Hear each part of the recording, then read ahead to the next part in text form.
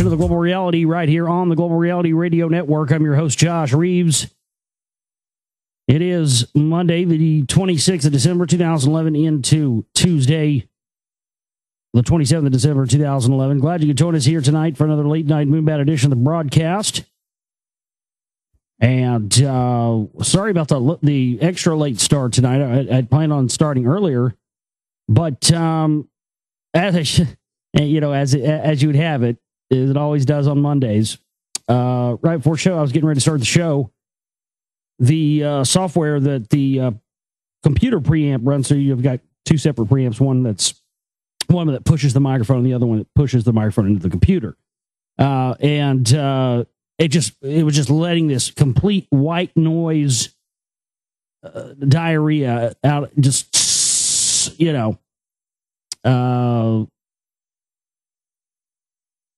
I tell you, you're one to talk there, Michael.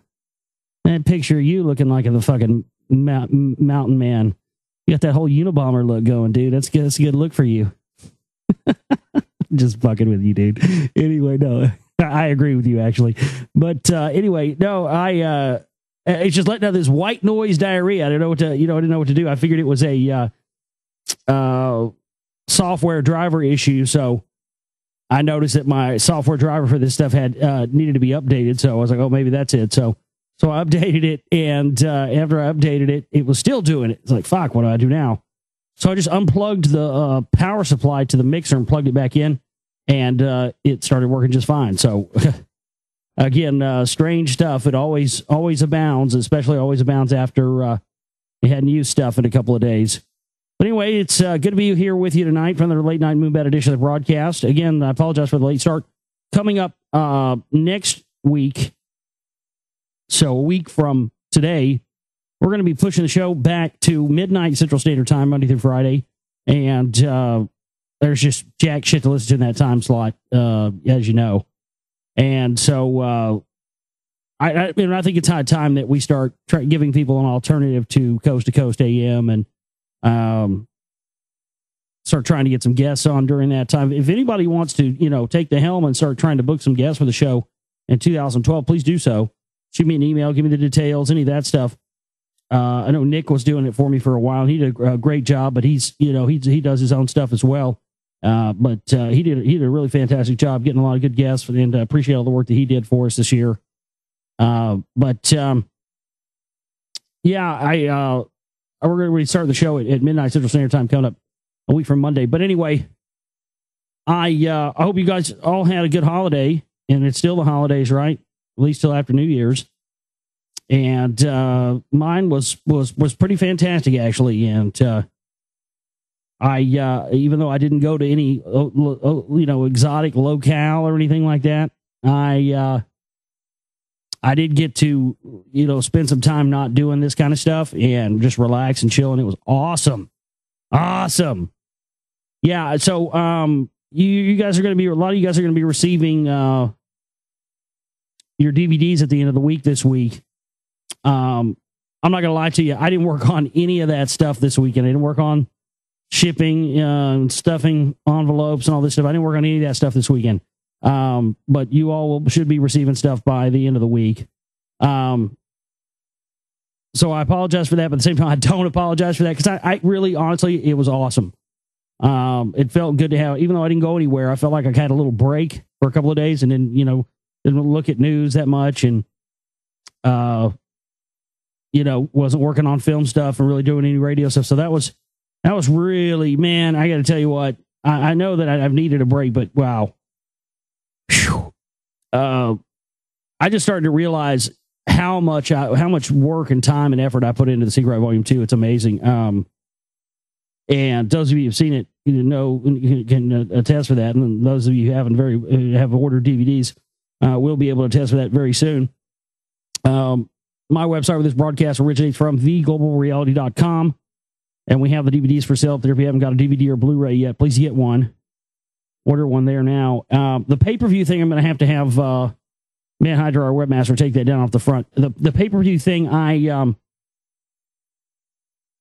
it was gonna end up costing me. I had like a free trial thing, and we actually didn't use even all of the minutes that they gave you, or not minutes, but it was like credits or whatever for however many downloads. We actually didn't even surpass what they gave us in the free sample, but it was going to be like $87 to renew it for another month. And to be honest with you, we just hadn't had enough of those. We had some, and I appreciate those people who have bought the pay-per-view downloads. So thank you so much for that. Yeah, I just don't. I can't really justify paying that again. I don't think at this point we're going to make very much off that. But so yeah, that's pretty much it for the pay-per-view thing. There was one other one that I had done but it was just, you had to like get $150 worth or $300 worth or something like that before they even paid you. So your money's in limbo. And I was like, well, that's retarded, because I had like 65 or 70 or $80 in there. And that may not seem like a lot of money to anybody else, but it is to me. It's like, okay, so you got to make 150 or 300 before you get any of that. That's bullshit. So basically they took that much of my money because it's a scam, because you don't get any of your money until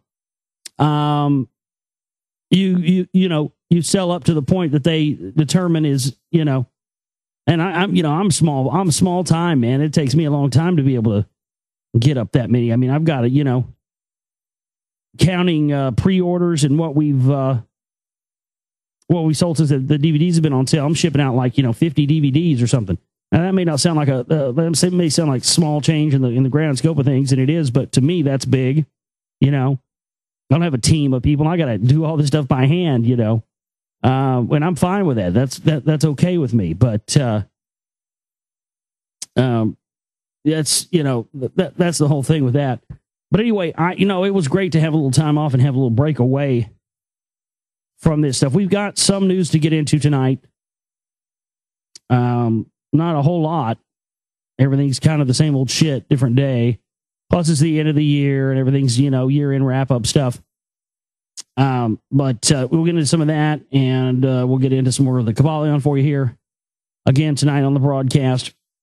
But yeah, it was really nice to have a couple of days just to chill and not worry about doing any of this stuff. And spend time with family and hang out and just chill and relax. It was and reflect. It was very that was good. I needed that. And I hope you guys had some time to chill and not have to worry about doing anything really important during that time. It's good because we keep ourselves so busy all the time with stuff, and I have to make myself not do something related to this 24 hours a day, And I enjoy, watching movies with roommates and stuff like that, and that it's good. Doing those kind of things are good to pull myself away from working on this stuff all the time. But man, I'm itching for a road trip so bad. But I guess that's neither here nor there. But yeah, that's going to happen at some point, though. But my thing is, it was like if I'm going to take a road trip, it's like I feel like I have to take a road trip somewhere where I got to be able to do something that's where I can get footage or, because if I'm going somewhere and I'm not doing anything, like if I'm just going there to just be somewhere for no reason to really get anything done, I just feel like it's a waste of time, And I don't know. I just know that there's so much more that we can be doing, and I just don't want to stop doing it. It does become an obsession, But there's a line in a Rush song: "Obsession has to have passion. Pride turns on the drive." It's like, yeah. Is it obsession, or you gonna put a negative connotation on it, or is it being passionate about something because you have a personal feeling that it's important? That's my motivation. That's why I do it.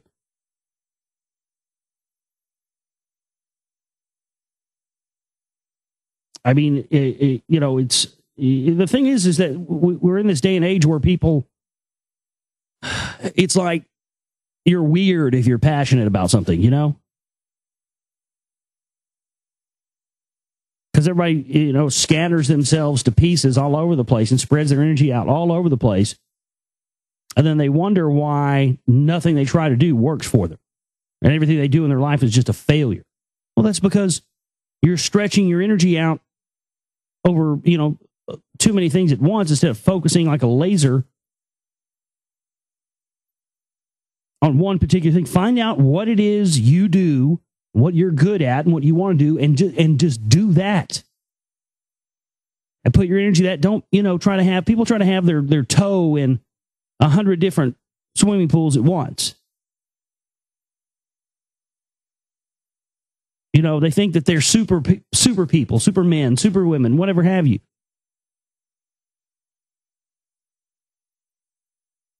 And then they wonder why they fall flat on their faces and fail at things because, your energy gets stretched out over too many things. And that's what I found from,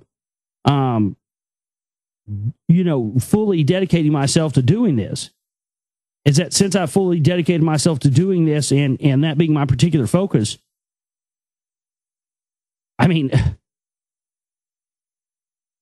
look, I'm blown away by this. I mean, I'm blown away by, I go to YouTube now, type in my name and, there's just pages and pages of clips and pages of videos and stuff that people have made from it's unbelievable.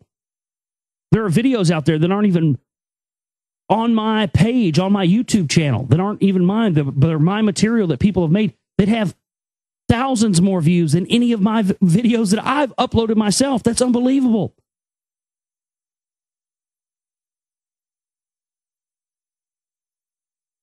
And I get, hundreds of emails a week from people all over the planet. We have listeners all over the globe.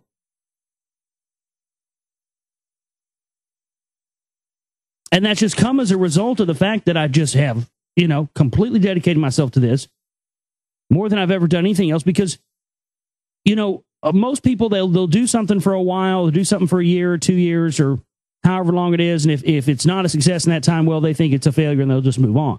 But that's why they're never successful at anything. Anything that's successful is not going to become successful in a year or 2 years or 3 years or 4 years sometimes. It takes time. You have to cultivate that thing. You put your energy, your love, your heart, your soul into it. Everything you believe into it. And breathe it to life with your will and your passion. And that's what I've done here with the Global Reality and with my films and everything. And it just started with my passion to want to do this. And that launched into everybody else's passion to want to do things and listen to my show, and people that, people that do their own shows and their own websites, and people that make their own films, and people that, donate to my network and what I'm doing. All that stuff has come, me going on Red Ice Radio. That was huge. That picked us up a whole new audience. Hope I get to go on there again.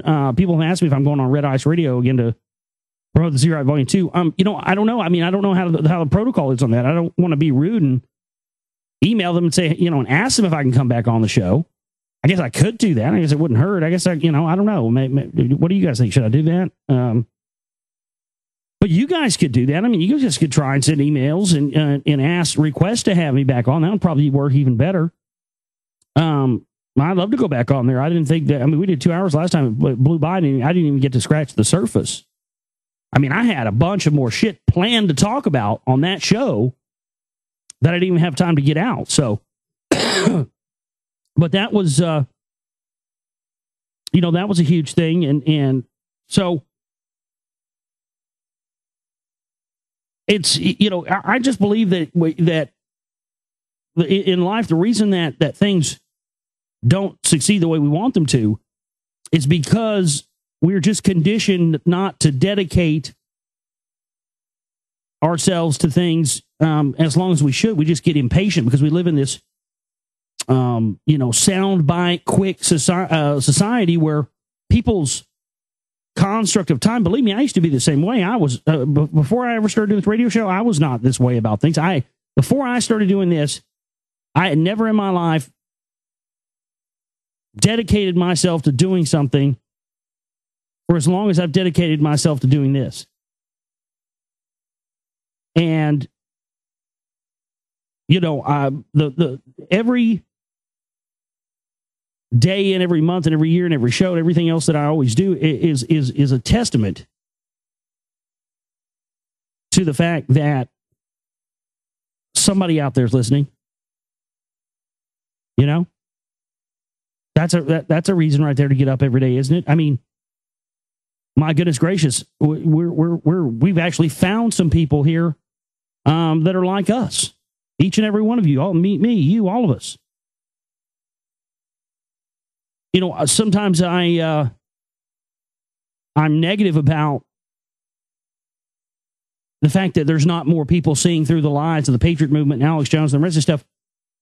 And it's not really, it's just because I'm concerned, man, and it's serious business, I mean, the enemy is more than our gates. The enemy's right in our midst, and people are mistaking the enemy for a friend, for a friendly.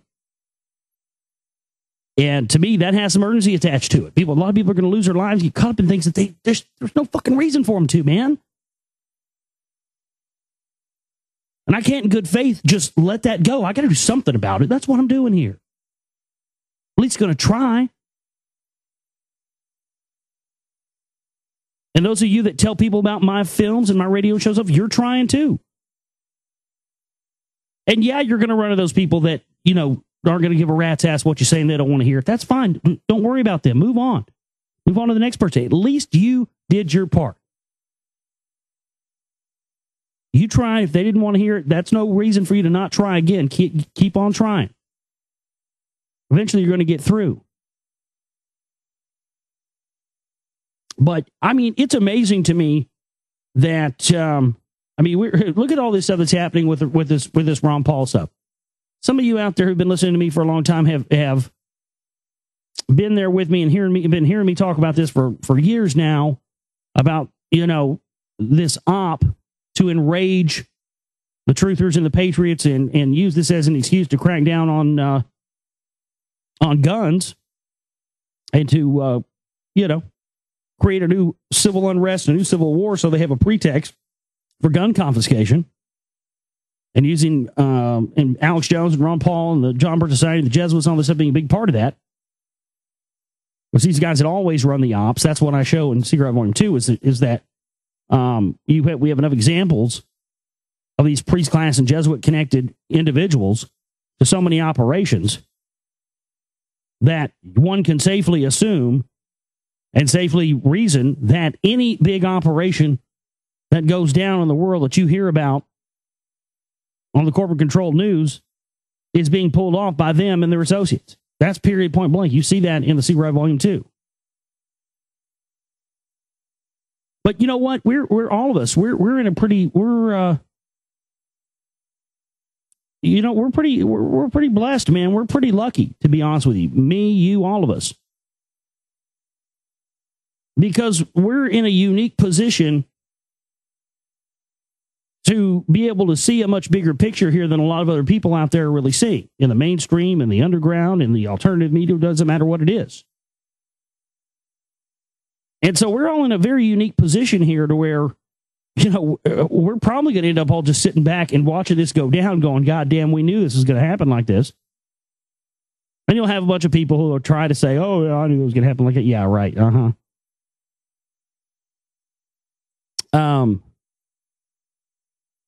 So the most amazing thing for me is that, the biggest lesson I've learned since I've been doing this radio show is that if you are patient, if you learn the real true patience, now true patience is not putting a year or 2 years into something and, and it not being successful and you just, say, I'm done with it, move on to something else. But that's what we do constantly in life. I've done that. I did that in everything else in my life up until I started this radio show, this network. That was me. Yeah. And I know that's a lot of you out there as well. But why is that? If that's the case, and I believe it is because I see it happen to so many people. Again, it's happened to me before. I see it happen to friends and people all over the place. Then that has to be a result of some kind of programming or something that is a byproduct of our conditioning or whatever have you. Otherwise, it wouldn't be the norm. But once I learned that patience, and I knew from the onset that this was not going to be something that was going to be easy. I knew that even more after this, second or third show I did when I had Peter Del Scott on. He told me about the CMP, and I found out about that. My God, I knew it was going to be even 100 times more difficult than what I even thought it was going to be when I first started doing the radio show and making films. I went, oh my God, I didn't want that. I didn't ask for it. I mean, man, to be honest with you, I probably would have remained I don't know. I say that. I don't think I would ever remain blissfully ignorant because even at the times when I used to listen to Alex Jones, I would hear him say certain things that would make me just real suspicious. There was one show he did. I wish I could find an audio recording. It's just there's so many, his shit all just jumbles together. But there was my sister Jamie would remember this because I know she listened to it with me. There was a show he did in about 2005, 2006, where I swear to God he was on coke. I mean, you could hear it in his voice, his mannerisms. I mean, it just looked like somebody. It sounded like somebody who was on cocaine. And I've seen people fucked up on cocaine and crack and all that shit, and that's what they looked like. That's what they sounded like. And that was long before I ever knew anything about it, and I never even had even suspected anything negative about the guy at all. But I heard him doing the show one day, and he was just going absolutely. I'm surprised the guy didn't give himself a heart attack. But I'm telling you, folks, if he wasn't on fucking coke on that show, I don't know what year, what date, or what that was, folks, but it was about 2005, 2006, somewhere in there. If he wasn't on coke, I'll kiss your ass. I'm telling you right now, the guy was on blow, and it was just strange because even through all the bullshit, even though I thought he was a good guy and real and all that stuff at the time, it still was weird to me. I was like, well, you know what? Regardless of what the fuck he is or isn't, that dude was on coke. Period. End of story. So there was always little things like that. I don't think I would have if I hadn't found out about the CM. I've asked myself that question. People have asked me that question. If I hadn't found out about the CMP, do I think that I would still be, a regular, truther, patriot, 9/11 truther thing? And well, part of me wants to say, yeah, but also the crazy thing about it is who I am, in a strange synchronistic wonderland that is my life. I've told this story before, but there's an old website that I used to run before I made my first film. It was called the Goozler Report. It was the Goozler is a nickname for our family dog, and he's still kicking, man. He's like 13, 14 years old now. He's getting old, but he's still around. He's just a fantastic dog. But I had this website. It was supposed to be from the perspective of Buddy the dog, the Goozler Report. And I was going back through that a couple of years ago, and I was scrolling down, and I noticed there was some stuff I'd posted in there about the Kennedy assassination. And lo and behold, I had cut and pasted some stuff that I think was maybe some of the Barbara Aho information, which I've quoted and used a lot in my research on the CMP and the films and on the radio show and stuff. But anyway, it was this whole thing about the John Birch Society connections and the Hunt brothers to the Kennedy assassination. And it talked about the CMP and talked about the John Birch Society and the Jesuits and all this stuff in there. And I just was astounded by that and had the date when it was posted and everything. It was over a full year before I'd ever done a radio show. It was like in 2006. And I was astounded. I went, that's unbelievable. You know, that I had posted this article that had stuff on about the scene, but I guess I just read over it. And because I didn't know anything about it, and it wasn't presented to me in the context in the same way Peter Dale Scott presented it to me, he presented it to me saying, you know, they're based in Dallas. And that's what he said, even though that's not true. He said, yeah, they're based in Dallas and they control Blackwater and the military industrial complex and all this stuff. And so that's what set me off on it when I was reading the stuff. When it was the Kennedy stuff. I mean, I knew about the John Birch Society. I knew about that. I knew those guys weren't to be trusted even before I knew about the CMP stuff. That's a fact. And I think it was probably a result of reading that. I just glazed over the CMP stuff. But yeah, the John Birch Society stuff, because I remember when we were in the 9/11 group here in Dallas, we had joined it after it had been together for a little while. It hadn't been together very long. It was kind of small. We joined it, and we started growing pretty big, pretty quick. And I remember about the second or third meeting we went to, we had this guy that showed up, and he was a Bircher. And he was talking. He kept saying, "Oh yeah, you know, well, you guys, man, you know, the John Birch Society really, they believe all the things you believe. You guys we should really start working in tandem with the John Birch Society. And anybody want to be a member? Hey, I'm a member." You know, he was basically recruiting and basically coming in trying to infiltrate. You know, hey, let's put the John Birch Society with the local Dallas 9/11 truth movement together. And I was immediately suspect of that. I just was immediately like, you know, even though I didn't know about the CMP stuff, I was just like, nah, that's a bad idea. And that's when I had posted that stuff about JFK and the John Birch Society and the Hunts and the CMP and all that stuff. And so, you know, yeah, I mean, I think I would have eventually found out about it somehow, some way. Just because I'm a researcher. I mean, that's what I do, you know. And man, what an unbelievable bag of worms that was to open that up and see that. But my point is that I think that in my experience, anything in life that we don't succeed at only comes as a result of the fact that we don't have the patience to see things through to their end, and we don't have the patience to work on something, and knowing that something good is not going to come quick or easy, and there are going to be points when it's going to be hard. I mean, my God, you know, I can't tell you the struggles I've gone through since I've been doing this show. But none of those struggles are going to stop me from doing this. None of those struggles that make it not worth it to do it. It's just a part of it. But it just all boils down to how bad do you want something. And you know what? I've changed a lot in the 4 years since I've been doing this show. And I've grown a lot. But the one thing that hasn't changed is I still want this as bad as I wanted it the first day I started doing it.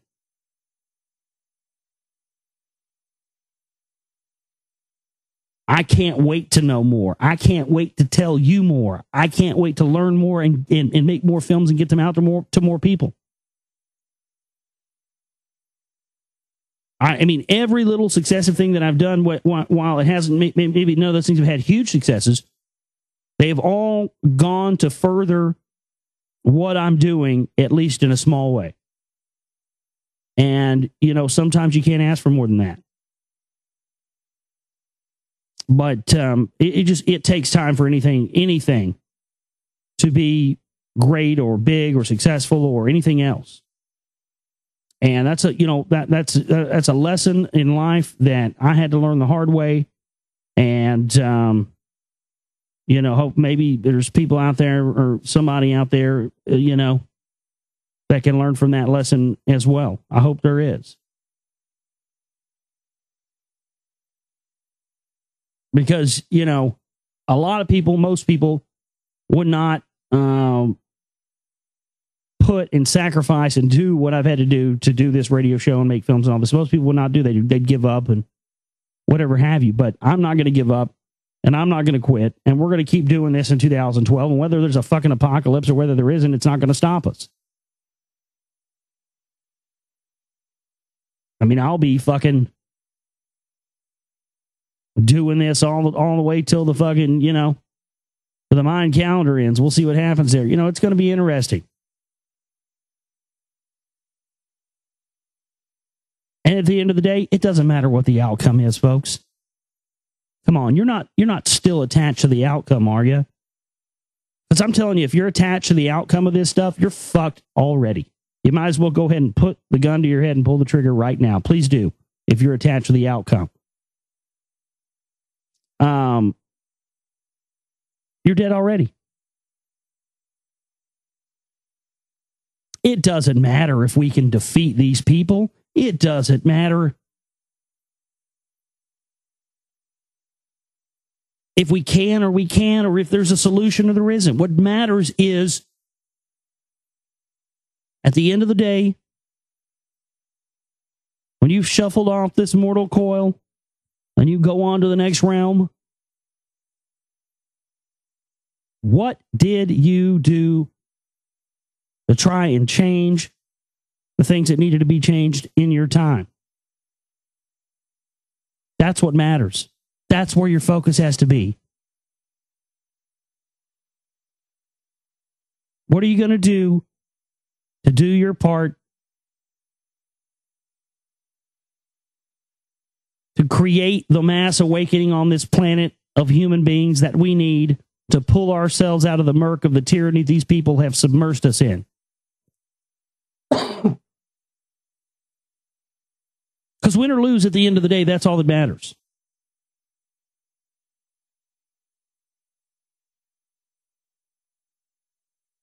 But doing nothing and just choosing to stick your head in the sand like an ostrich, well, that's a fate worse than death. That's a place worse than hell, if you ask me.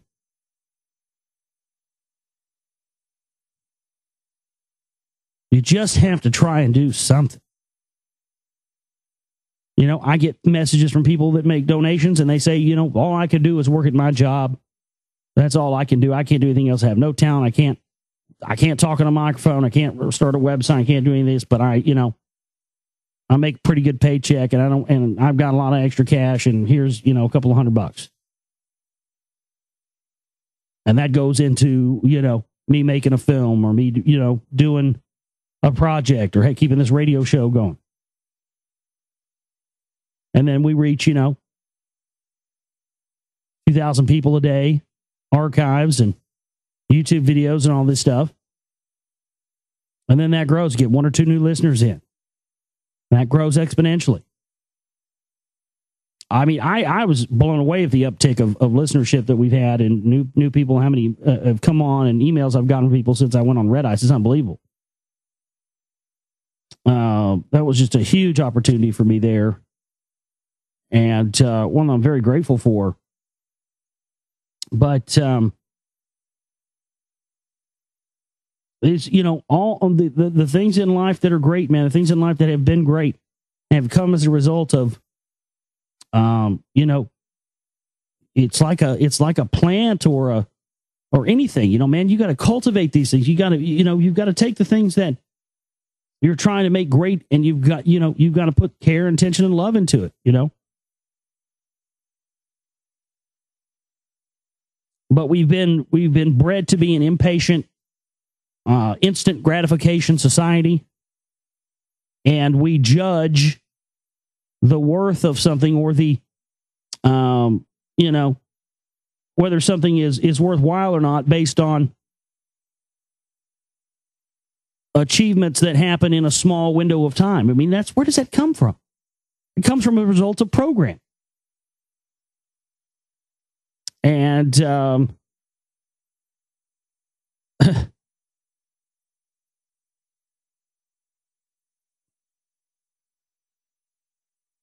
Every one of us has a responsibility to try and do something. It doesn't matter how big or small it is.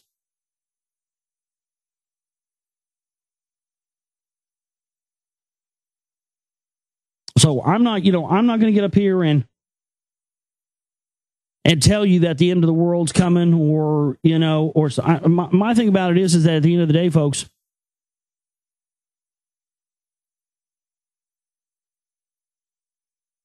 doing nothing is really the big error. That's the big sin.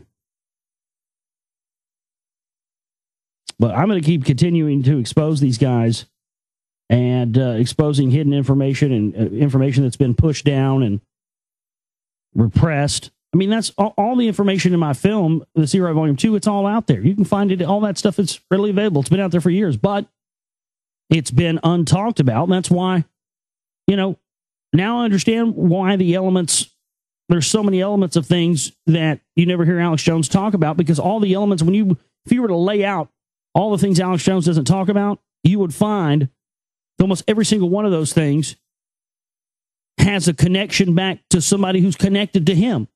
And that's why he doesn't talk about those things. I mean, this is the truth.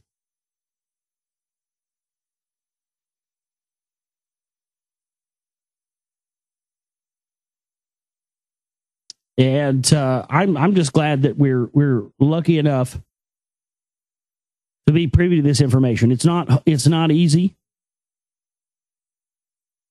And the brainwashing is thick. I mean, look at this shit that they're doing with this Ron Paul campaign. They're talking about Ron Paul and Mitt Romney may be a fucking, a team, a ticket here. Can you believe this stuff? I mean, they're playing right to the cue card.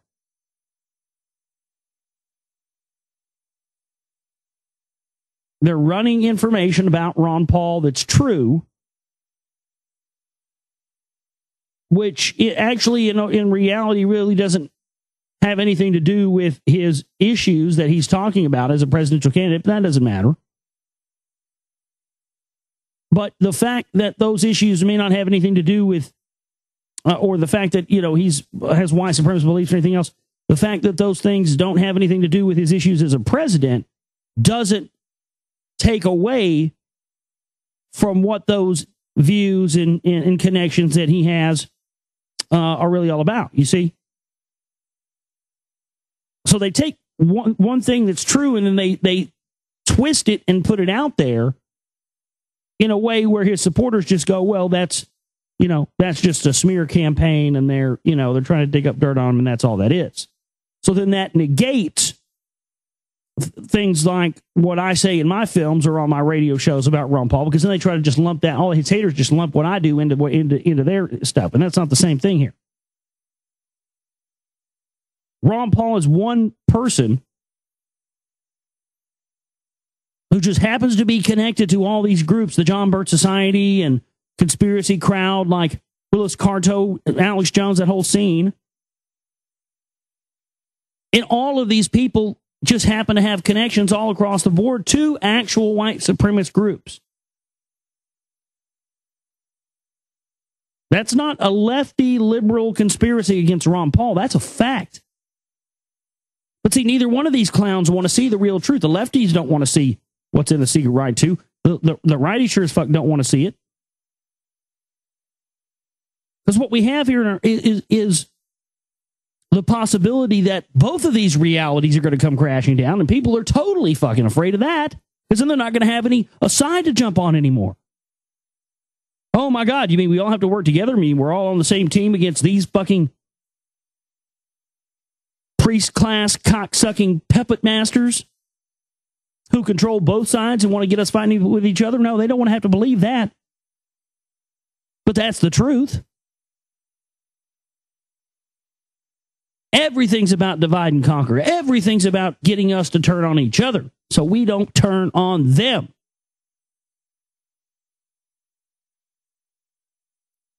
That's what it's all about. They want us to turn on each other so we don't turn on them. Well, the problem is, whenever people do decide to turn on them, it won't be by their own volition. It'll be because they've been goaded into it by one of these left-right political puppet shows. That's my thing. You know, if people want to go out, if people really, really feel, if Ron Paul gets fucked over in this whole election thing, and people really honestly feel that they have no recourse but to, you know, march on Washington with their weapons, so be it.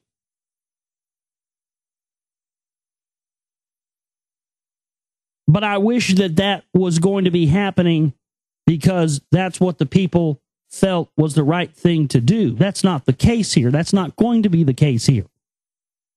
When that scenario plays itself out, and I believe it will, people are not going to be storming on Washington with pitchforks and weapons and all this stuff because, you know, it's the right thing to do for the people. They're going to be doing it because they've been goaded into doing it by the media, by the culture, by the flag-waving phony patriots who are going to brainwash them with this, you know, this historical fantasy tale of standing up, you know, like your founding fathers did and all this stuff and equating it to things long past to a different time that have no bearing on our world in this day and age. Our world to their world is a vastly different world than it is today.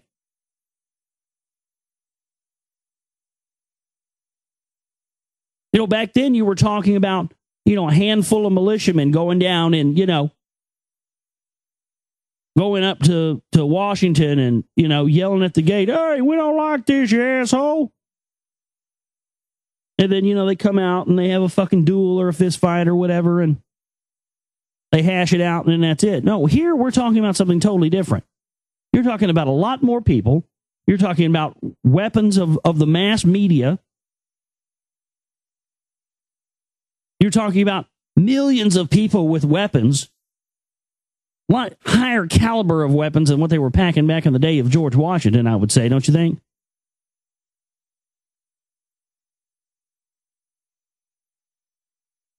And you have a lot more crazy fucking assholes.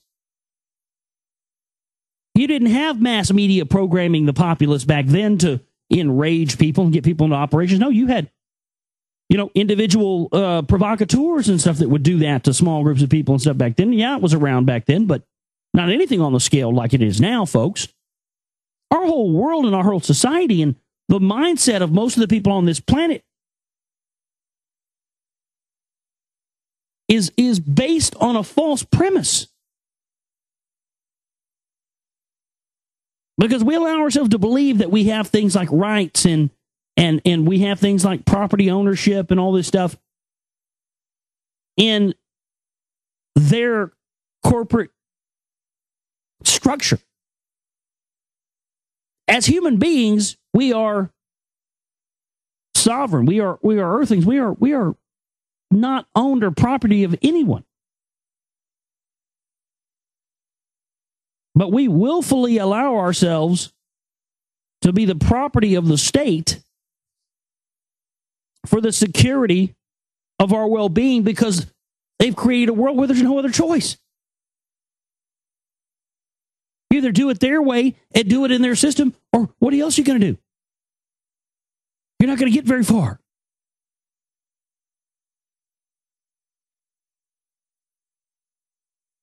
So for them to tell people that, you know, oh, well, you're violating the Constitution, we got to do like the founding fathers did and throw them bastards out. You know, folks, not the same.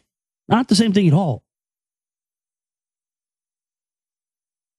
Because there is way too much evidence that shows that the reason people even have those ideologies of let's storm Washington, let's do that, and let's have an armed conflict and a civil war is because it's being put there by the people at the top who want nothing more than for us to be up in arms. They're salivating, waiting for a reason to unleash troops and unleash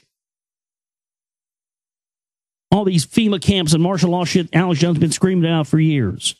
He doesn't tell you that that he's going to be the single solitary reason these things are opened up. One of them. Because if some kind of chicanery happens in a big way surrounding this Ron Paul election thing, folks, Jones is going to be up there telling you to lock and load. And without a high profile person on the scene anymore like Bill Cooper, who had, hundreds and thousands of listeners,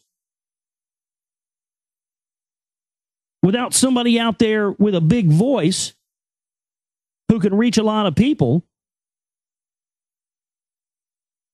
to warn people about this information and to show them that, hey, maybe you shouldn't make that call. Maybe you shouldn't listen to Alex Jones when he tells you to lock and load because they did something to the Ron Paul campaign and we need armed conflict. We don't have the ability to reach the amount of people we're going to need to reach when that happens. So we don't have a big voice on this. We need somebody with a big voice. I don't know if we have well-known people out there. I have never had anybody. I've had anonymous emails before that may be famous people. I don't know, but if we have anybody out there of any notoriety that listens to this show, who can look at the information I've done on the Secret Right Volume 1 and 2 and try to draw some attention to this stuff, please do it for me. I don't know if there's anybody out there like that, but if there is, because, my goodness gracious, folks, there's going to need to be a big voice talking about this. Like a Bill Cooper level person. When Jones gets up there and gives the order, I mean, he was damn close to giving it on Y2K. And I think in 2012, we're just going to see a complete exponentiation, a complete ramp up of the fear sauce, of the propaganda from all sides. Propaganda from the government telling us, trying to get us in fear and constantly, because think about it. If how would anybody in the planet, how would anybody ever know how bad things were or how good things were if somebody didn't tell them?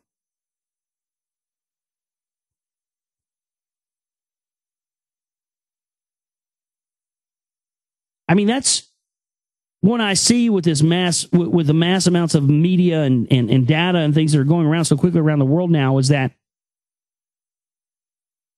it's really giving people more access to the ability to see the perception of how bad things truly may be in the world at a very much expedited rate than they would have before. Because, in the past, you could have gone through and you could have lived in certain areas of the world and not read newspapers or watched television or anything and not known what was going on in the world. Remember that story that came out earlier this year, I believe it was, about how, was it like some ungodly 70 or 80% of people in Afghanistan have never even heard of 9/11?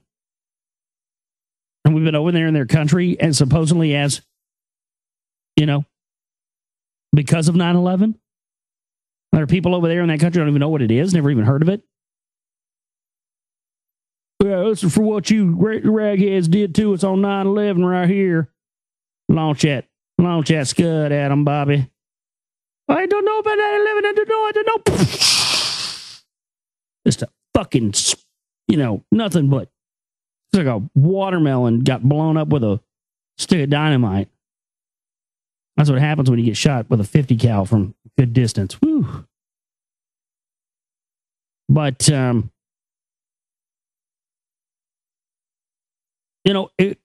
could feasibly go through the world and never know, whether the stock exchange is up or down that day. My point is, why is it so important that we have this information? Why is it so important that the media exists? Why is it so important that we know every detail of everything that's happening all around the world every minute? There has to be a reason for it, right? And don't give me that bullshit about, oh, well, so we'll be informed. No. Everything we know because they want us to know it.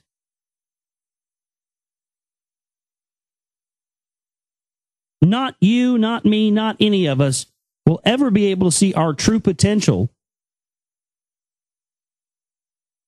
because we do not know what it is like to exist in a world where everything that we know and think and believe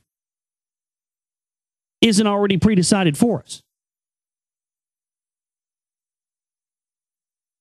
And it is no matter how much we learn or how much we know, folks, no matter how much research I do or you do or how many movies we make or anything else, at the end of the day, none of us will ever be able to truly know what it's like to exist in a world where everything we think, know, and everything else isn't already prepackaged and given to us already. We know everything we know because that's what they allow us to know, and that's it. And it's been that way for quite some time. But what would a world be like where that wasn't the case?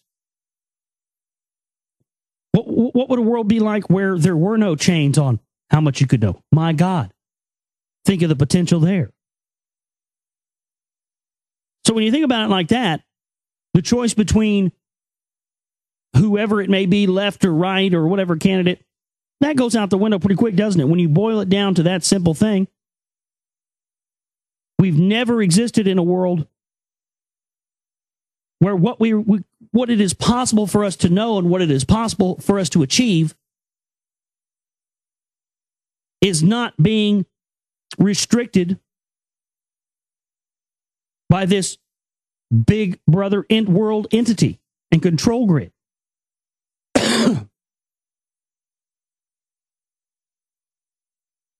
Our potential has been stifled from the top down for years, ladies and gentlemen. And until that hierarchy ends all over the globe, humans will never be able to fully recognize our full potential. And hell, we may destroy each other by then, before then. But when you think about it like that, it really, to me, left, right, Republican, Democrat, doesn't matter, whatever, it all goes out the window at that point.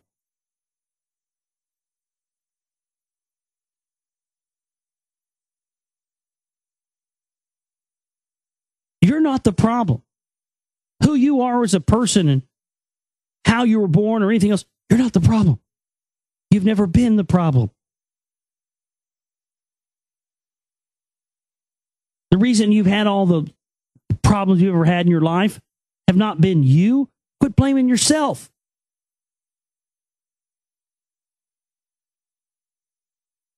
We never had a fair chance at this. Everything about our reality has been pre-packaged for us. We know what they want us to know, no matter how much we learn, no matter how much we research. And the only way that changes is if we live in a world that is not held in chains by the elite.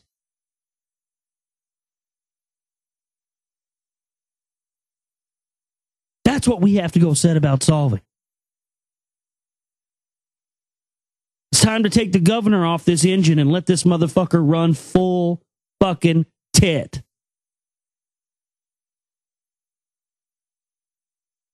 And I bet you $1, if we were allowed for 1 week to have the chains off and access to any knowledge we wanted to have, I guarantee you we could turn things around pretty quick. So it's not you, it's not me, it's not your neighbor, it's not the Republicans, it's not the Democrats, it's not the Jews, it's not the atheists, it's not the Christians, it's not the Catholics, it's not the Mormons, and it's not the agnostics, it's not the pagans, it's not the Muslims. But it's the people that control this entire system who have kept us in a state of utter and perpetual arrested development and plan on keeping us there indefinitely. They give us this bullshit science and this bullshit religion And both of them try to explain to you your deficiencies. Religion will try to explain to you why you can't achieve things that it's possible for you to achieve. Science will tell you reasons why you can't achieve things it's possible for you to achieve. They're both there, ready, willing, and ready to do that at a very young age. What do you start learning at a very early age? Do we start learning our potentials or our deficiencies first? We start learning our deficiencies first, don't we? Well, it seems that Bobby's a faster runner than little Johnny over there, and little Bobby seemed to get his spelling words a lot done a lot better and had better results than little Johnny over there. See, they start that first grade, second grade. They start scoping us out. They start to segregate us and put us into little categories at a very early age. You see.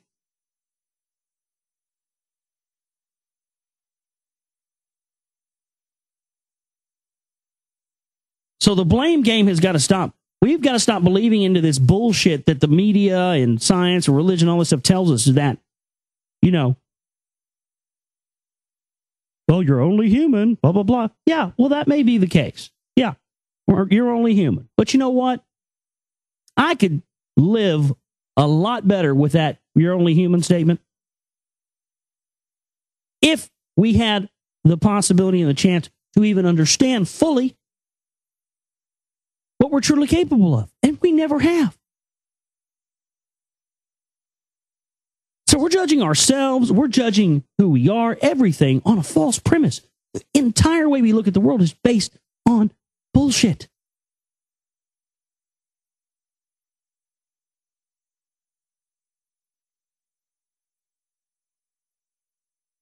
And most of the things that we find ourselves believing in and putting our heart and soul in are things that have come as a result of something they've created for us to follow.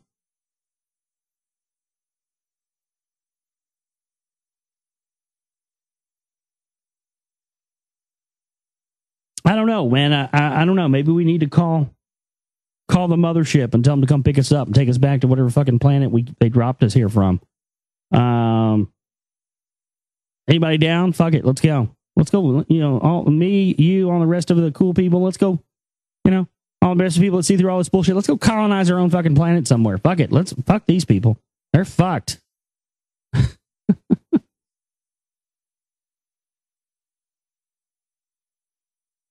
Yeah, I'm on a roll tonight. You can tell I got rested over the weekend because I'm hot, locked, cocked, ready to rock here for you tonight. But this is our fundraising week this week for the show.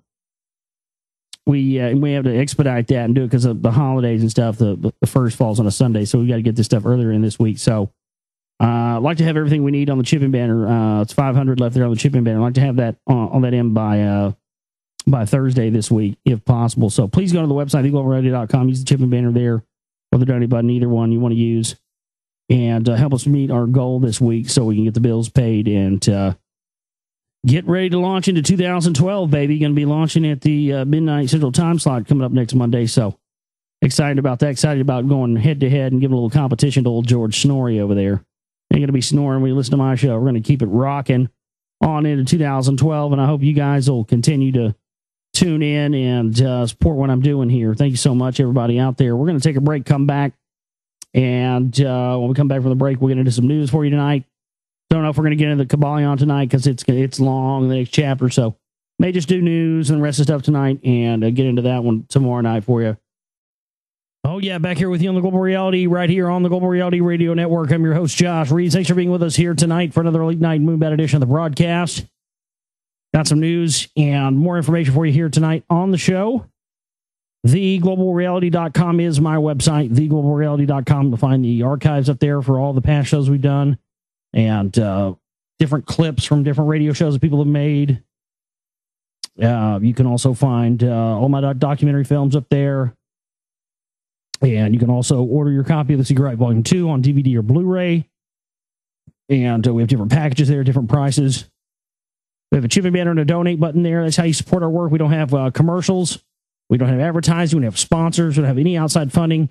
And we do what we do here from the generous support of our listening audience and from our financial contributions of people just like you. So that's how you do it there. Donate button, chipping banner. We also have a monthly subscription. If you want to make, there's different amounts you can select.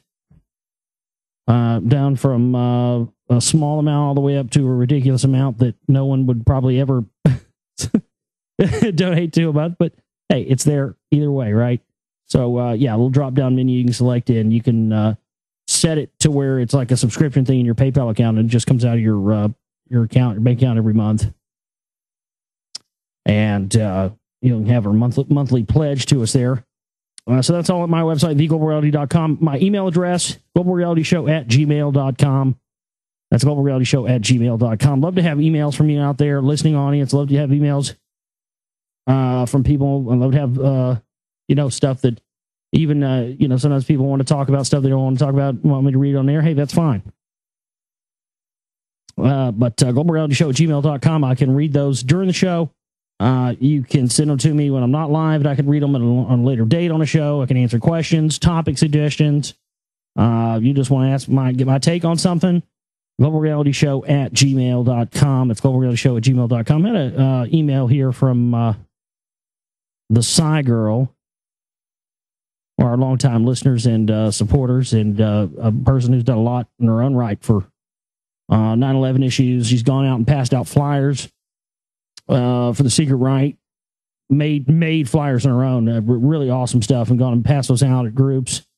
Had really seriously totally had people, big names in the Patriot and Truth movement, come up to her and say, "Oh yeah, Josh Reeves is great when he was talking about 9/11 stuff, and he started talking about the CMP stuff. No, I don't like him." I mean, literally had people say that to her. So it's not just me saying that because I believe it's true. It's absolutely true. That a lot of people out there do believe that. Oh yeah, Josh Reeves is great till he started talking about the CMP stuff. Yeah, they liked me until I started exposing their heroes. Well, you know what, man? I didn't want to wake up to this stuff either. But whether or not you want to wake up to it or not doesn't make it any less true. Anyway, she's got an email here. She says, talking about Ron Paul and his newsletters and stuff. As far as I'm concerned, these newsletters, which bear Ron Paul's name and editorial imprimatur, accurately reflect his true colors. Well, I mean, that's what the evidence shows. And you got to understand, none of this stuff would be in the media if they didn't want it to be. And I don't mean that in the way that his supporters and followers will say, well, yeah, it's there because they want it to be, so they can, so they can hurt his campaign and smear him and make him look. No. They want that to be there because, folks, listen, that's why they allowed that Bill White letter to get out. Bill White, I read that in the new film, Secret Volume 2. Bill White, big white supremacist, straight up says Ron Paul is a white supremacist of the Stormfront type. And I want people to know that think that if I donate money to Ron Paul, that money's not going to go to support white supremacist causes, because it absolutely will. They want this to come out. They want the white supremacist types out there to believe and to have evidence in spades that Ron Paul is one of those types, because, folks, these guys want nothing and would like nothing more in the world than to have Ron Paul be the presidential Republican nominee and have his connections that he has to white supremacy and the whole Stormfront scene and that whole the John Birch Society, and have him go head to head with, the nigger president, as they would say. That's what they, folks. So don't think that this stuff about the newsletters and all this stuff is coming out to smear him. No. That's what they want you to think. This stuff's coming out because they want to raise the army. Can you imagine that?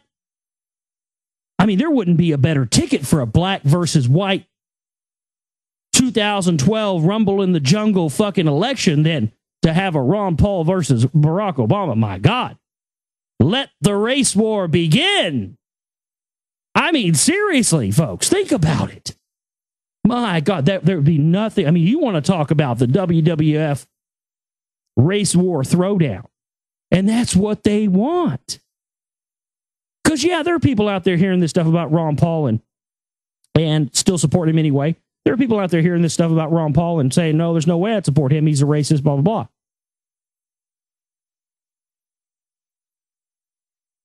But there are also people out there who are seeing this as, well, yep, that is what he is. And that's why we support him. And that's why we need to get more people to support him. The whole truth movement and patriot movement, folks, has been a front and has been set up and designed to inadvertently raise the numbers of people who support white supremacist and white nationalist causes without them ever even fucking knowing it. I mean, the last go round, they got card-carrying lefty liberals, folks, to change their voting status over from Democrat to Republican. I saw it with my own eyes. People I knew that voted for Clinton and voted for everybody changing over to vote for Ron Paul. I mean, I saw it and going, oh my God, you guys are not really buying into this, are you? I don't believe in the false left-right paradigm. Voting machines, they're rigging everything. Alex Jones for years, you know. For years, that's all I heard from him. Oh, politics is bullshit. Oh, blah, blah, blah. It's all controlled. Left, right, doesn't matter. Oh, but vote for Ron Paul. He's the real thing. Come on. Really? and it worked, man. People bid on it.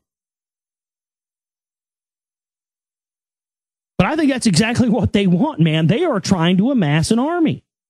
They've already got an army of angry, brainwashed blacks and liberals who are ready to kill and fight anything white and Republican at the drop of a hat. So they got to raise the army for the other side. This has been and always will be about creating a new civil war to split this country right down the middle. I believe to take us back to a pre-Civil War. I think they want to split it right down. I think they want to have a left country and a right country. I really think they do. And so that's one thing to think about when you think about this Ron Paul situation. Don't think that this is just to smear him and just, no. This is also to raise his status with people who are in that mindset and to get their vote. Whenever you have a large subsection of the population who believe in any sort of ideology, and that ideology becomes widespread and big enough to where it's encompassing millions of people, they have to, at some point, give that subsection what it believes to be its chance to step up to the plate and at least take a swing. That's what they did when they ran Barry Goldwater back in the 60s. That's what they did when they, Nixon, Reagan, it doesn't matter. And that's what they're doing here with Ron Paul yet again.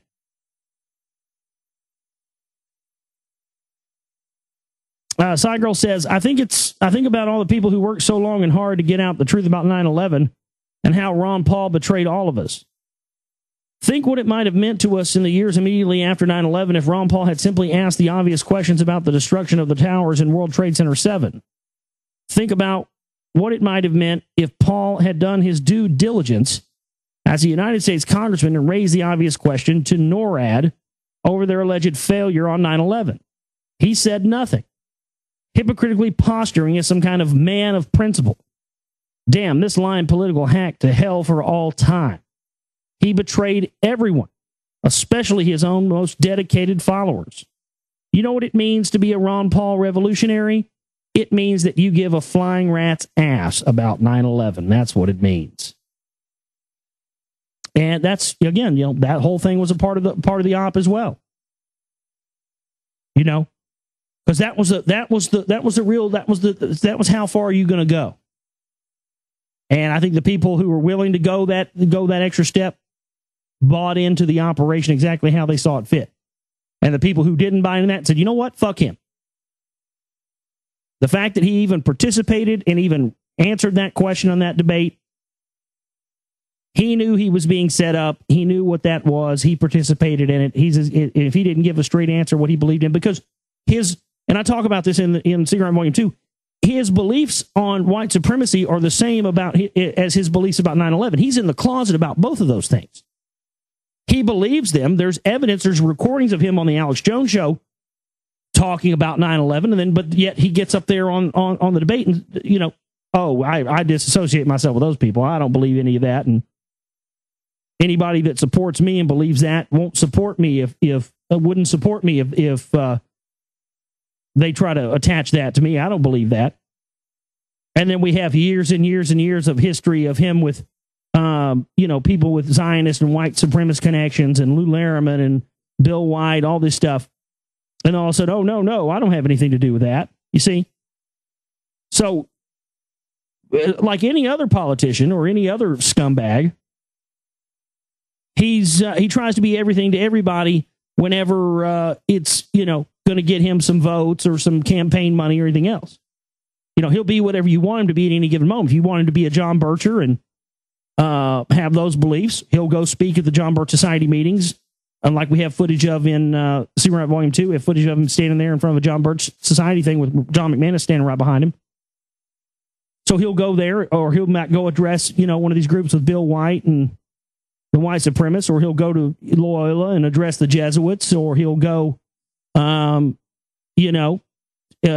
to the Alex Jones Times at some truth rally or something like that, or go be on the Alex Jones show. So he placates himself to the 9/11 truther, says, oh, well, yeah, I think we need a new investigation, this, that, and the other. But see, then when he's put out there into the political spotlight, then he's not willing to reinforce any of those things he told all the people that, he was trying to gain constituency from, that he was on board with. No. So right there. He's a lying, two-faced, sack of shit politician like anybody else. And just like any of these guys, he's there to serve the larger operation, period, end of story.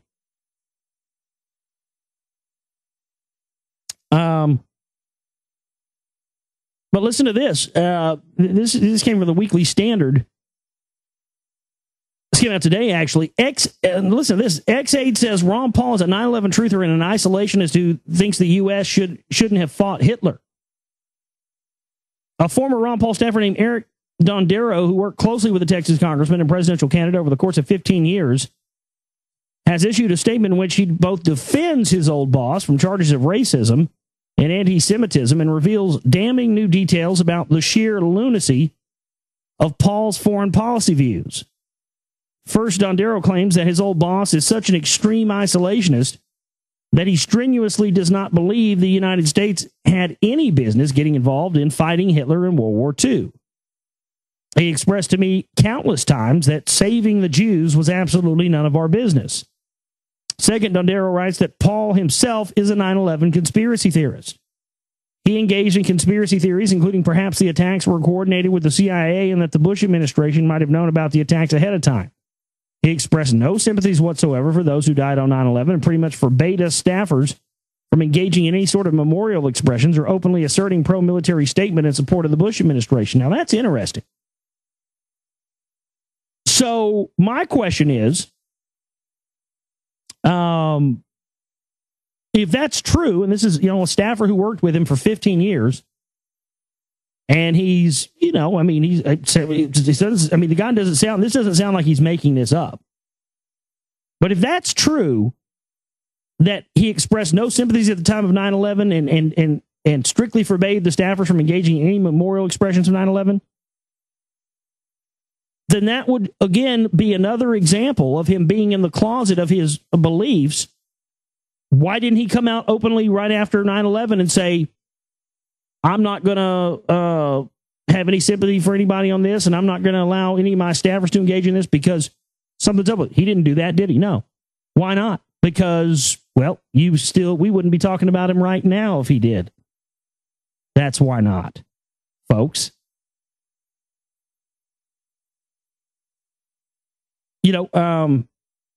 At the same time, that's his, that is his business, and that is his right to do that if he wants. But it's also your business and your right to not support him because of that. I guess there's not a law against, believing. I just find that very kind of unbelievable.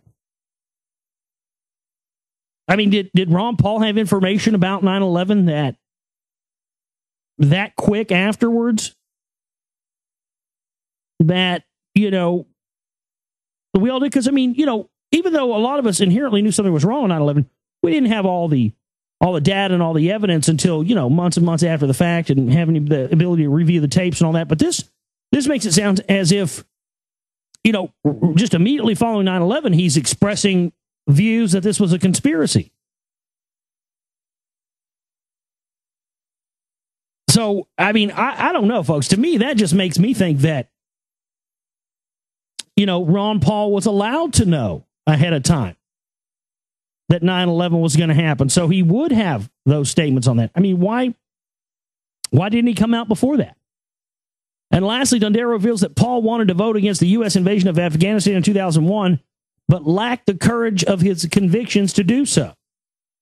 There is much more information I can give you on the sheer lunacy of his foreign policy views. Let me just concentrate on one in specific, and I will state this with absolute certainty. Ron Paul was opposed to the war in Afghanistan and to any military action to the attacks of 9/11. He did not want to vote for the resolution. He immediately stated to us staffers, me in particular, that Bush and Cheney were going to use the attacks as a precursor for invading Iraq. That sounds like the same stuff that we heard from Aaron Russo, that Nick Rockefeller had told him. Wow, so right there after it happened, he said they're going to use this as a precursor for invading Iraq. He engaged in conspiracy theories, including perhaps the attacks were coordinated with the CIA and that the Bush administration might have known about the attacks ahead of time. He expressed no sympathies whatsoever, and pretty much forbade us staffers from engaging in any sort of moral expression. Okay, they're stating that again. Or openly asserting pro-military statements in support of the Bush administration. So he told all his staffers he believed Bush and Cheney were behind it. They were used as a precursor. Yet he just couldn't bring himself to vote against it. Right. This guy is a fucking two-faced lying clown, folks, like we already... my God. The only reason I believe this is because it fits the profile of everything else that we already know. This doesn't sound made up. Staffer of 15 years? My God. That's exactly the profile that we already know based on his 9/11 stuff alone and the white supremacist thing. He says one thing publicly, has another belief privately, and then how he's used in the political puppet show is based on whichever one of those views they decide to use at that given moment. I got a new name for this motherfucker. Y'all ready for this? Patsy Paul. Patsy Paul, man. He's a fucking patsy. There's another Oswald. They just use him for whatever purposes they need to advance the agenda. My God. On the eve of the vote, Ron Paul was still telling us staffers that he was planning to vote no on the resolution and to be prepared for a seriously negative reaction in the district. Jackie Glore and I, along with the quiet nods of agreement from other staffers in the district, declared our intentions to Tom Lizardo, our chief of staff, and to each other, if Ron voted no, we would immediately resign. Ron was under the spell of left-wing anarchist Lew Rockwell and Lew Rockwell associate Joe Becker at the time, who was our legislative director.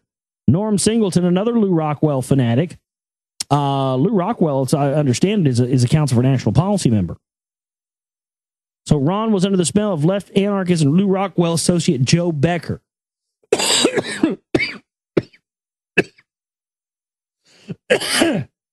Excuse me, I don't know anything about Joe Becker. But, Lew Rockwell, that's CMP all the way, baby. Norm Singleton, another Lew Rockwell fanatic, agreed with Joe. All other staffers were against Ron, Joe, and Norm on this, including Luzardo. At the very last minute, Ron switched his stance and voted yay, much to the great relief of Jackie and I. He never explained why, but I strongly suspected that he realized it would have been political suicide, that staunchly conservative Victoria would revolt and the Republicans there would ensure that he would not receive the nomination to the seat in 2002. It's always about saving his own ass, man. His views publicly are only as he only admits to what will keep him in office. Anything that doesn't, he doesn't do it. He's a politician, folks. I don't understand why that's so hard for people to wrap their minds around. None of these facts will surprise those that take a look at the company Ron Paul keeps, but this is the first time someone close to Paul has come forward to expose how extreme the Texas congressman's views are.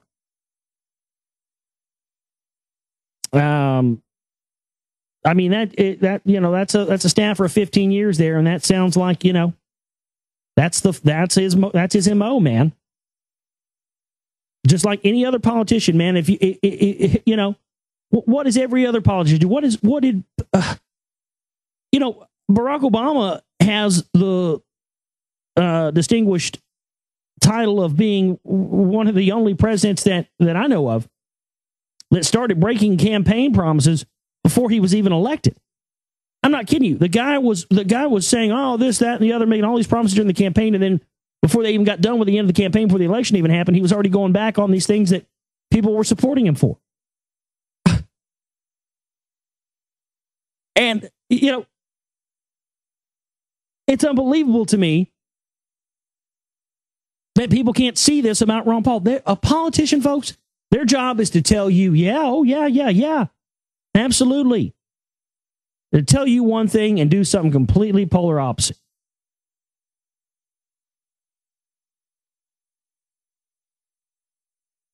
Ron Paul, what do you think about 9/11? Oh, I support 9/11. Yeah. I support a new investigation. Oh, yeah, we hadn't had the truth about that. Saying that on the Alex Jones show, getting a bunch of people to donate millions of dollars for his election, his campaigns, of course, which Jones got plenty of kickback on that deal.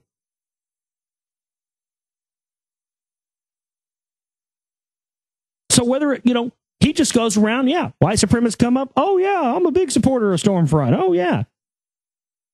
Ron Paul, are you a Stormfront? Are you white supremacist? I'm not a white supremacist. I don't know what that guy's talking about. I've never heard of that in my life. Don't have anything to do with it. Classic politician. Oh, yeah, I support a new investigation on 9/11. Ron Paul, are you willing to disavow 9/11? I don't have anything to do with that. I don't have those beliefs. So just like every other politician, folks, they lie and tell you one thing to your face, and then once it comes down to it, they don't hold those beliefs at all. But they held those beliefs long enough to get you to finance their campaign.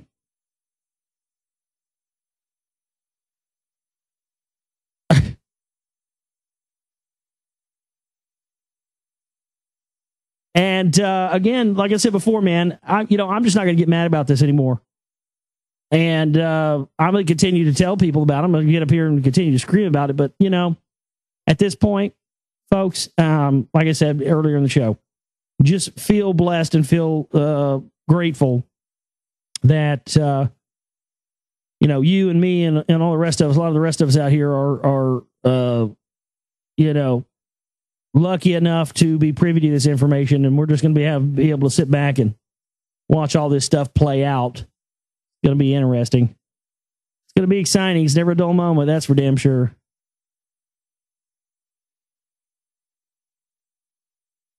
All right. Let's see what else we have here in the news stack tonight to get through. Oh, I forgot about this one. I was trying to move away from the Ron Paul thing, but I had one more. This is a good one. I got to cover this one. Just like I was talking about when I was reading that Side Girl email. Yeah, I mean, there are a lot of people, this is having the reverse effect. For some, yes, it appears on the surface that this is just a smear campaign against Ron Paul, but that's what Alex Jones and all those motherfuckers want you to think. The real truth of it is, they're doing this to raise the army, to raise up the support of white supremacists. Listen to this. This is from The Atlantic Wire, via Yahoo News. White supremacists rally around Ron Paul's newsletter scandal.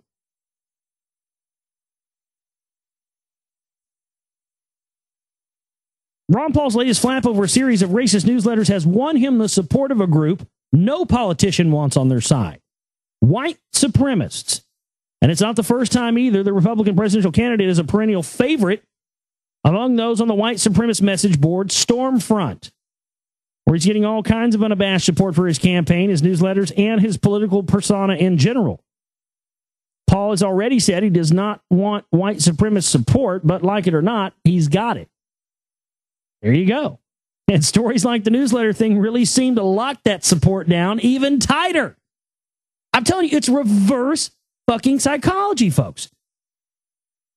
They absolutely do not want the Ron Paul supporters to see this underlining operation to create this race war. They absolutely don't want them to do that.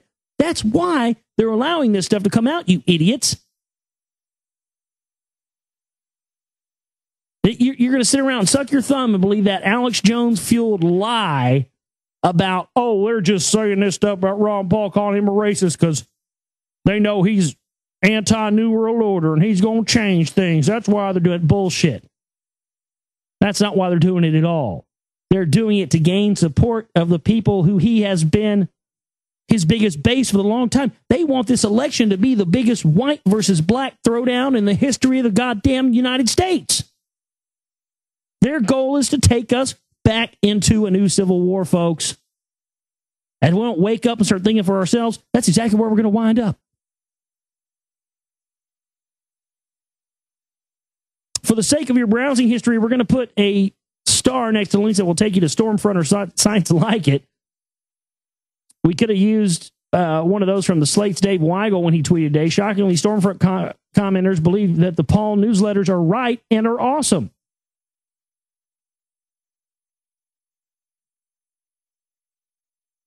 I mean, they've got he's the best possible option for Americans. Not ideal, but given the other candidates, he's leagues ahead. That's from Stormfront directly. So again, folks, the lines are being drawn. And the fact of the matter is, there is no better candidate that can be used as the figurehead for the white nationalist, white supremacist movement in operation that is a key factor in this coming race war. There is no better candidate that they can use to galvanize those masses of people together than Ron Paul. Period. End of story. And that's why he's in there.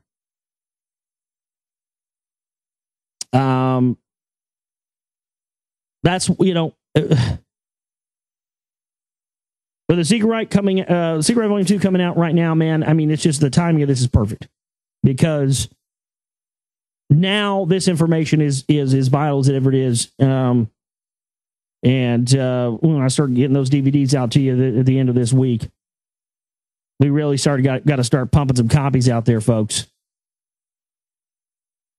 The time is now, and they're making a move on this stuff. They're trying to bring this to fruition, and we got to combat this with real info. There's just no other choice.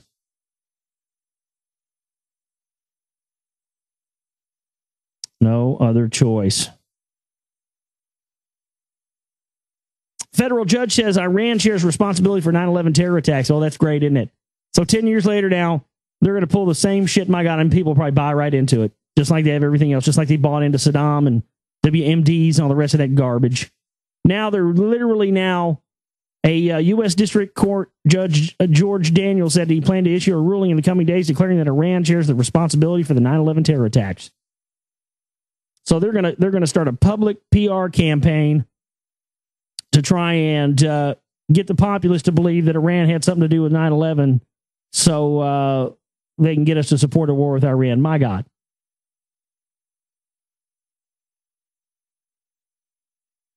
I just, oh man, oh man, oh man. Like I said, it'd be funny if it wasn't true. Unbelievable stuff.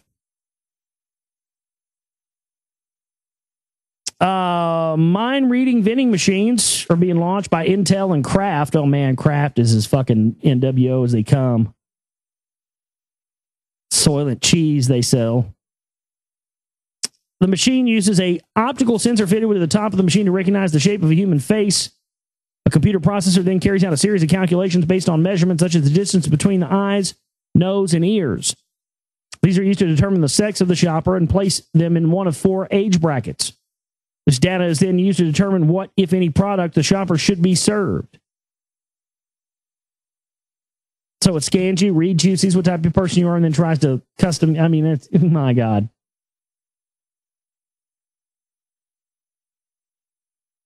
Unbelievable. Sniper detectors coming to America's heartland. Gunshots ring out in the dead of night. Not a single person reports it, yet police know exactly where the shots came from even before they arrive on the scene. Sounds like a scene from the Minority Report, but it's real. A new technology called Spot Shotter enables law enforcement officials to precisely and instantaneously locate shooters.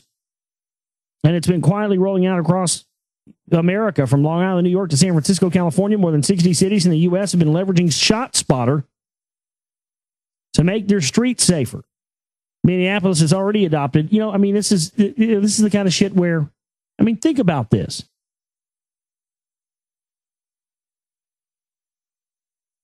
Who do you think this is going to most affect? Criminals or law-abiding citizens? Law-abiding citizens. Because, if they want to set you up on something, folks, all they have to do is create false data within their detectors, claim that, because they'll know every kind of gun you've got on the books, right? You got your guns all legit and on paper and everything like that. Because, they come to your house, they find out you don't have guns on paper, well, they'll take those from you. But if you do have guns on paper and they know exactly what you got, well, they know exactly what caliber it is, they know exactly what kind of bullet it fires and everything else. They create a false positive on this Minority Report technology here. And then, boom, they have a pretext. They can take anybody's guns, whoever they want anytime, because, again, they already know what you got anyway.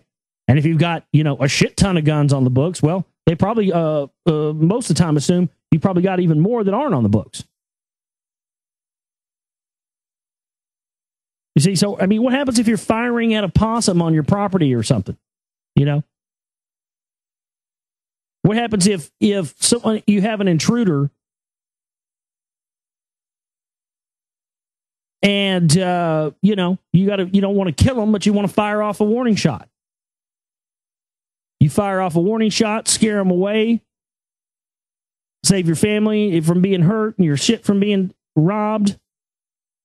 And then, maybe it's not something you want to involve the authorities with. You just, pop off a warning shot, scare the fuck out of them, get them out of there. Tell them next time you won't miss. Nope, can't do that anymore. Now, if that happens, cops are going to show up. They're going to start asking you all kinds of questions about your gun. They're going to want to see your permit. They want to know if it's registered. They're probably going to want to come in your house and see if you've got more in there that aren't registered. All because you were doing nothing more than trying to protect yourself and your property and your family. This is an unbelievable can of worms. But again, there must be something like a civil war coming if they need to be knowing where shots are coming from all the time, because they want to know where shots are going to be coming from. They're going to be directed at them if they end up doing all kinds of chicanery with this presidential campaign and Ron Paul and the rest of this stuff.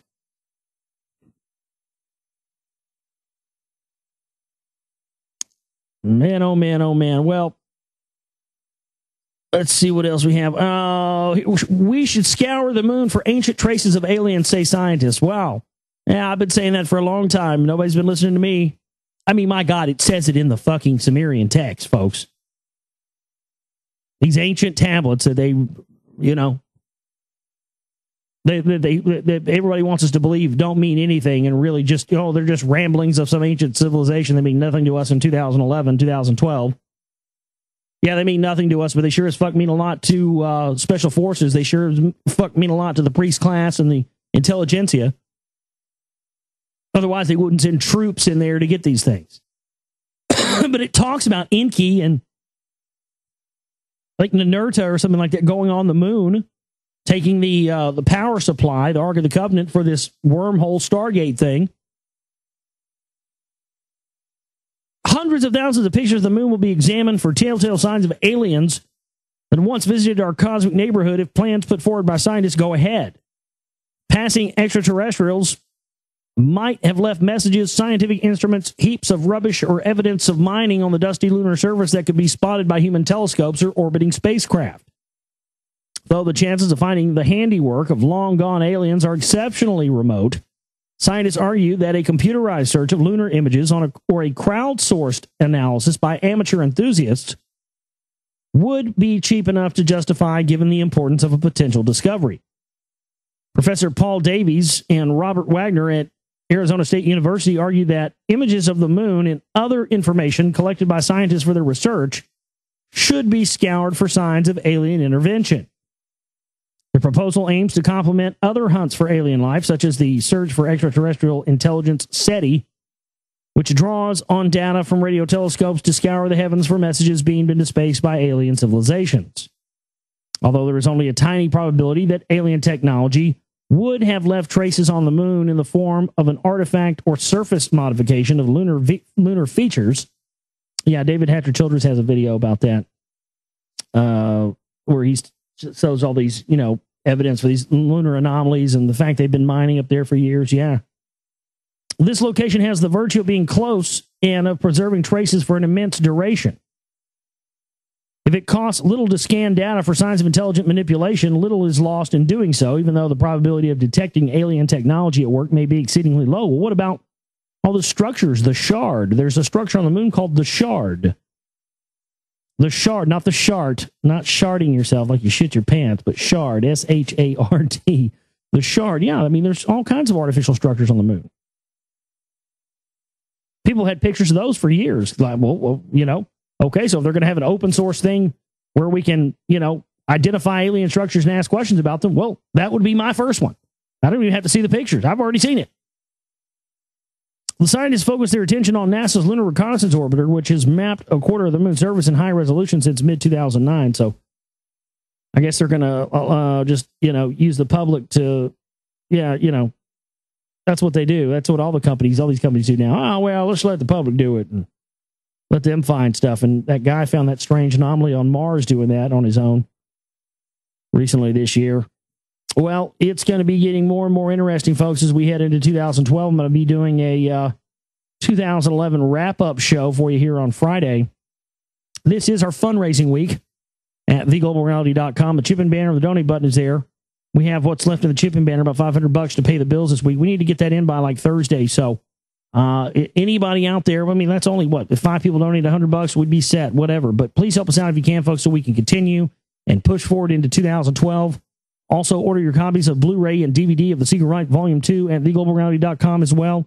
And just support us, man. Every bit of cash we get in here jumpstarts us in a big way. And all the people that donate and have donated have made a big, just a big contribution to upping the ante and the level that we're starting to do this. All the people that donated in 2011, I love you guys so much, and I thank you so much from the bottom of my heart of being a part of what I'm doing here and believing in me and believing in this and believing in yourselves enough to take the step to do these things. And I hope you'll continue to stand by me in 2012 and beyond, folks, because I'm not going anywhere, baby. As long as you're here, I'm here. So let's keep doing this. My name is Josh Reeves. I love each and every one of you. And we'll see you back here tomorrow for the broadcast. You guys have a great night and take care.